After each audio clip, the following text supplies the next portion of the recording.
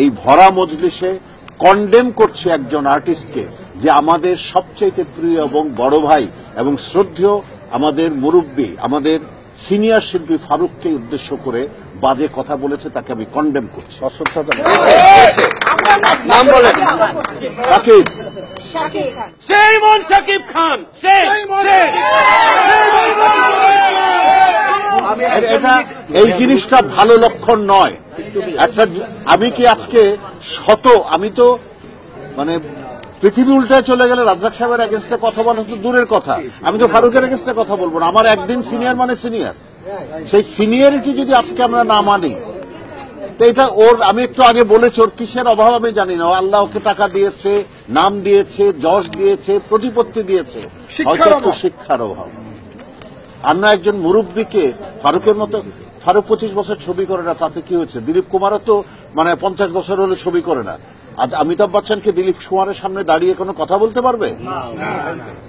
আপনারা প্লিজ সাংবাদিক ভাইদের কাছে আমার রিকোয়েস্ট, আপনারা এদের বিরুদ্ধে একটু লেখেন যে এরা কিন্তু আসলে এই বেয়াদবি করে ইন্ডাস্ট্রির আরো ক্ষতি করছে। কিছুদিন আগে এই সাকিবকে আমি এই 14টা না 15টা সংগঠনের কাছে এনে সরি বলিয়েছিলাম, এটা সাক্ষী আপনারাই আছেন। হ্যাঁ, তারপরে তার কাছ থেকে আশা করা যায় একটা সিনিয়র আর্টিস্ট সম্পর্কে দুঃখজনক, তার লজ্জা হওয়া উচিত।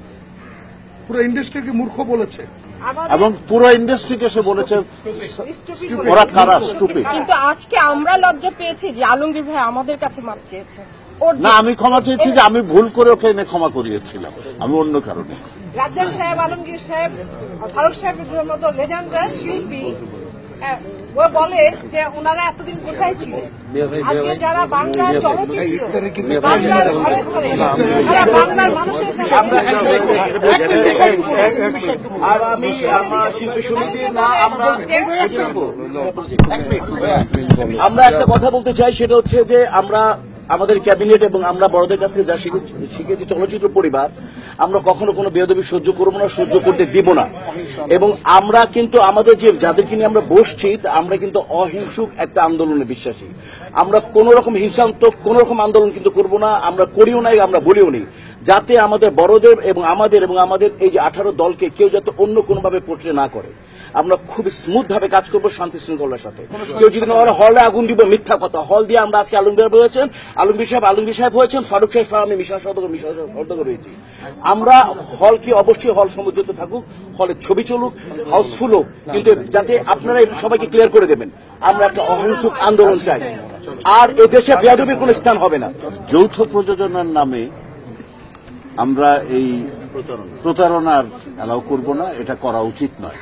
কারণ আমাদের আন্দোলন কিন্তু আন্দোলন আমরা করছি না, আমরা সরকারের নীতিকে প্রোটেক্ট করতে চেষ্টা করছি। আমাদের এটা কিন্তু আন্দোলন নয়, আমাদের আন্দোলন যারা এটাকে মানছে না তাদের বিরুদ্ধে। আমরা সরকারের ফরে, কারণ সরকার তো একটি নীতিমালা দিয়েছে, এই নীতিমালা মেনে যদি কেউ ছবি করে আমাদের কোনো আপত্তি নেই, দরকার হলে আমরা বিনা পয়সায় খেটে তাদেরকে হেল্প করব। কিন্তু এইটা বারবার হওয়া তো ঠিক নয়। এতগুলো বছর তো কোনো সাহেব দেখলাম না। আপনারা এক একজন তো আপনাদের ব্যবসা বাণিজ্য নিয়ে ব্যস্ত। একটা ভালো উদ্যোগের সময় যখন ডাকা হতো তখন কিন্তু আপনারা সাহেবরা আসতেন না। আপনারা সাহেবরা তো অনেক টাকা হয়েছে, লগ্নি করছেন না কেন? সাহেবদের কাছেও তো কম টাকা নেই, তা আপনারা লগ্নি করছেন না কেন? তারা কেউ লগ্নি করবে না, তারা সিনেমাও বানাবে না, আবার যারা সিনেমা বানাতে যাবে তাদেরকেও ধরে রাখবে, নেতাগিরি করবে।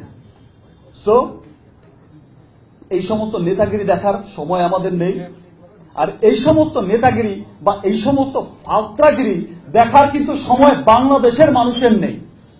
সবকিছুই কিন্তু এখন স্পষ্ট হয়ে গেছে, সবকিছুই কিন্তু ক্লিয়ার হয়ে গেছে।